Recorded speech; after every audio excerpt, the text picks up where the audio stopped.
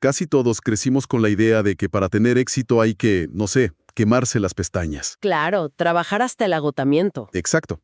Pero los materiales que tenemos hoy sobre la mesa plantean algo que le da la vuelta a todo. Ajá. Sugieren que la verdadera riqueza no viene de matarse trabajando, sino de dos lugares que casi nunca miramos. Nuestra cabeza y... Y nuestro espíritu. justo ahí. Hoy vamos a analizar a fondo las ideas de Napoleon Hill, un tipo que propuso que la mente y la fe, a través de una técnica llamada autosugestión, no solo sirven para atraer abundancia. Que ya eso es un montón. Claro. Pero van a algo mucho más terrenal y a veces más difícil. Saber cuándo y cómo cortar por lo sano con una mala inversión.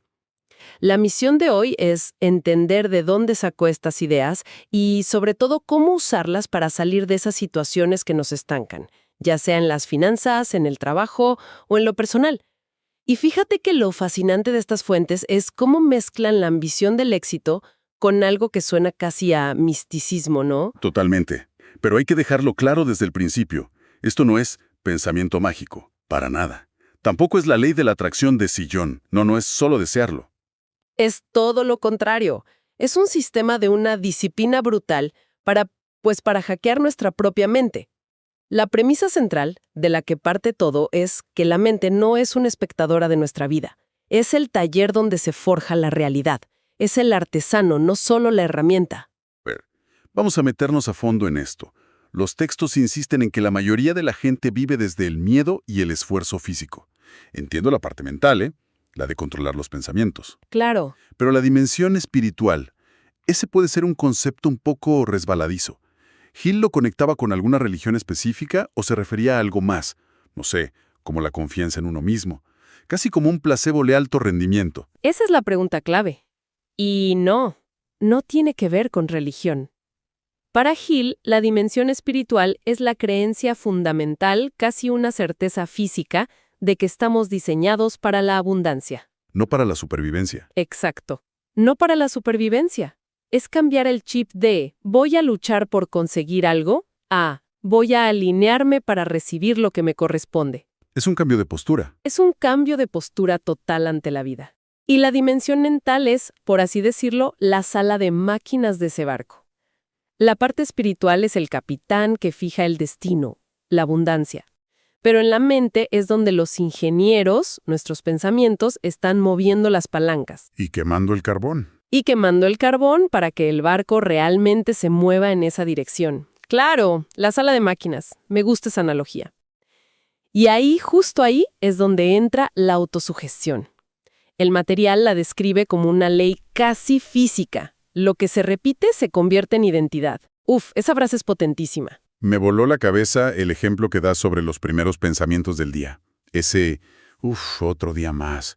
No va a alcanzar la plata, esto va a ser difícil. El diálogo interno. Sin darnos cuenta, estamos poniendo en marcha la maquinaria para que busque y encuentre pruebas de que efectivamente el día va a ser un desastre. Es como programar el GPS para ir directo al fracaso. Sí, ese es el diagnóstico. Pero yo diría que el material va un paso más allá. No es solo que los pensamientos negativos nos programen para la escasez. Hay más. Es que neurológicamente crean un sesgo de confirmación. Tu cerebro literalmente se pone unas gafas que solo le dejan ver las pruebas de que tienes razón, de que la plata no alcanza. Claro, busca confirmar la orden que le diste. Es un mecanismo de eficiencia cerebral que se vuelve completamente en nuestra contra. Por eso la solución que propone Hill no es solo pensar en positivo. No es tan simple. No. Es una reprogramación activa casi violenta, usando decretos como el yo soy. Es decirle a tu cerebro, no me importa lo que veas afuera. La orden interna es esta. Yo soy abundancia. Yo soy capaz. Pero suena agotador. El texto habla de una disciplina mental de 90 días para que el cambio se asiente. 90 días. 90 días. De vigilancia constante sobre cada pensamiento. En el mundo de hoy, con el teléfono vibrando cada 30 segundos y 1000 distracciones, suena casi imposible. ¿El material da alguna pista sobre cómo lograr ese nivel de enfoque? O sea, ¿hay que encerrarse en un monasterio o es algo que se puede integrar en la vida real? Es una objeción totalmente válida. Y la clave que da el texto es preparar el templo interior. El templo interior. Es una metáfora. Es para decir que no puedes pretender tener pensamientos de abundancia si por dentro eres un caos de resentimiento, culpa o estrés. Primero hay que ordenar la casa. Por eso insiste tanto en prácticas como la meditación, la respiración o el perdón. No son un extra espiritual, son la limpieza necesaria. Es como querer cocinar un plato gourmet en una cocina llena de basura. Primero hay que limpiar. Entiendo. Así que no se trata de 90 días de lucha, sino de 90 días de crear un hábito. Empezar el día limpiando ese espacio interior, aunque sea por 10 minutos, para que los nuevos pensamientos tengan un lugar fértil donde crecer.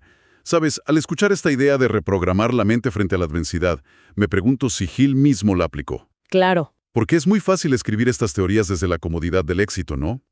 El material nos cuenta cómo era su vida. ¿Fue un camino de rosas o él mismo estuvo en la trinchera probando todo esto? Me encanta que preguntes eso, porque es el corazón de por qué sus ideas tienen tanto peso. Su vida no fue una historia de éxito, fue un laboratorio de crisis. ¿Ah, sí? Nació en 1883 en una cabaña de un solo cuarto en las montañas de Virginia.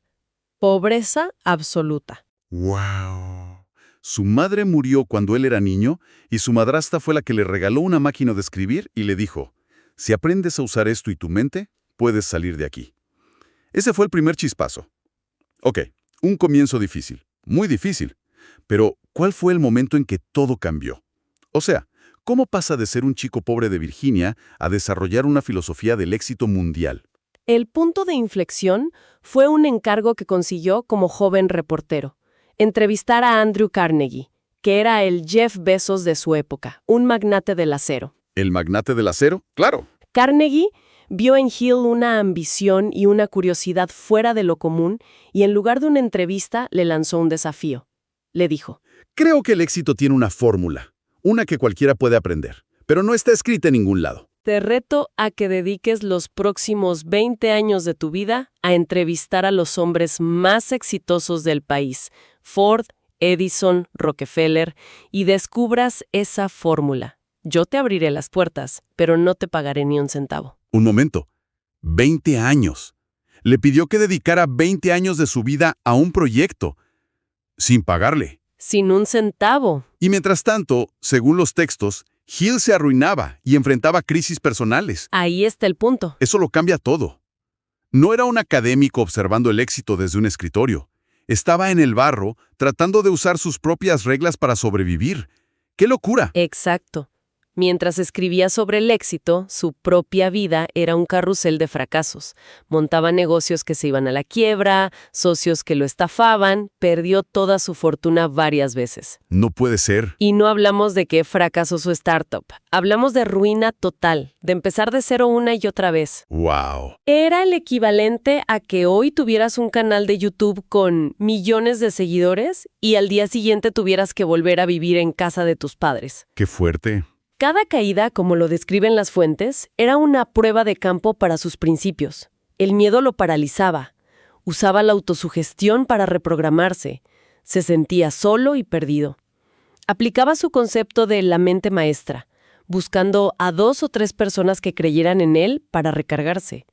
Su vida fue la validación más brutal y honesta de su filosofía. Entonces, si él pudo reconstruirse desde la ruina total aplicando estos principios, ¿cómo podemos nosotros aplicar esto a algo más cercano? ¡Claro! Como darnos cuenta de que estamos en una mala inversión y salir de ella. Aquí es donde el material se pone súper práctico y aclara que no habla solo de dinero. Correcto, y esa es la genialidad.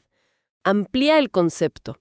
Una mala inversión es cualquier cosa a la que le sigues metiendo tu recurso más valioso, tiempo, energía mental, emoción, y te devuelve pérdida o frustración. Puede ser un trabajo. Puede ser un trabajo que te consume, una relación que te drena, o incluso un sueño que ya no tiene sentido, pero al que te aferras por orgullo. Por puro orgullo. Es ese proyecto en el que sabes que cada hora que inviertes es una hora perdida, pero sigues ahí por miedo a admitir que te equivocaste. Totalmente. Y lo primero que Hill propone para salir de ahí es algo que va contra la intuición: aceptar el error sin avergonzarse. Eso es potentísimo. Me parece increíble. Generalmente, lo que nos mantiene atascados no es la mala decisión en sí, sino la vergüenza que nos da admitirla. Ante nosotros y ante los demás. Claro. Es como si el ego prefiriera hundirse con el barco antes que subirse a un bote salvavidas y que todos lo vean. Es que la vergüenza paraliza, mientras que la aceptación libera. Una vez que quitas esa carga emocional, puedes pasar al segundo paso, que es puramente analítico. Estudiar la causa con total honestidad. La autopsia del error. Las fuentes dicen eso, una autopsia del error, pero sin culpas. Preguntarse fríamente, ¿por qué entré aquí? ¿Fue por exceso de confianza? ¿Por falta de información? ¿Por presión familiar o social? Hacer las preguntas difíciles. Hill decía que cada adversidad lleva la semilla de un beneficio equivalente, pero esa semilla solo la encuentras si miras el error a la cara y le preguntas, ¿qué viniste a enseñarme? Es un análisis forense, no un juicio. Una vez que tienes ese diagnóstico, ese por qué, los siguientes pasos son ya de pura reconstrucción. El tercero es redefinir el propósito. La idea es que si no sabes a dónde vas, cualquier viento te desvía. Pero si tienes un nuevo puerto de destino claro y emocionante, el barco hundido deja de importar. Claro, la mirada va hacia adelante. Ese nuevo propósito genera un magnetismo, como lo llama Hill, que empieza a atraer las ideas y personas correctas. Y aquí es donde se conecta todo, porque para mantener ese rumbo necesitas el cuarto paso, usar la autosugestión. Exactamente. Porque después de un fracaso, la voz interna suele ser brutal. Fracasé.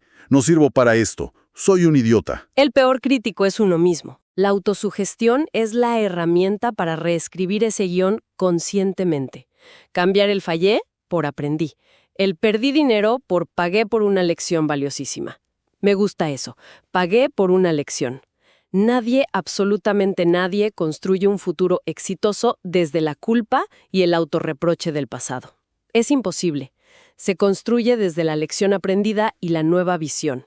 Y todo este proceso interno, este trabajo mental y emocional, desemboca en el paso final, que es el más simple y a la vez el más aterrador: acción inmediata. Sí. Aunque sea un paso ridículamente pequeño. Enviar un email, hacer una llamada, borrar un número de teléfono. El universo, según esta filosofía, premia el movimiento. No la perfecta contemplación. Totalmente. Romper con una mala inversión, al final, es un acto de soberanía personal. De recuperar el poder. Es declarar que tu mente es tu activo principal y que tú tienes el control. No se trata de pretender que el error no ocurrió, sino de tomar los escombros de esa experiencia y usarlos como los cimientos de algo mucho más sólido y mucho más tuyo. Una reconstrucción. Es una reconstrucción de adentro hacia afuera. Al final, la gran lección de Napoleon Hill, forjada en el fuego de su vida, es que el fracaso no es lo opuesto al éxito. Es parte del precio. Es el costo de entrada. Es la cuota necesaria, como dicen las fuentes, que se paga para construir algo que valga la pena. Cortar con una mala inversión, de dinero, de tiempo o de corazón, es un acto de valentía que empieza con una decisión interna. Cerrar el capítulo, quedarse con la lección y usarla para avanzar con una visión más nítida y más fuerte. Sin duda.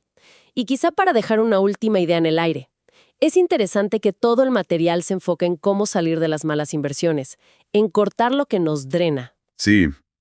Esto inevitablemente nos lleva a la pregunta contraria. ¿En qué buenas inversiones de nuestro tiempo, de nuestra energía mental, de nuestra paz, no estamos invirtiendo hoy, precisamente porque estamos demasiado ocupados y agotados gestionando nuestras pérdidas?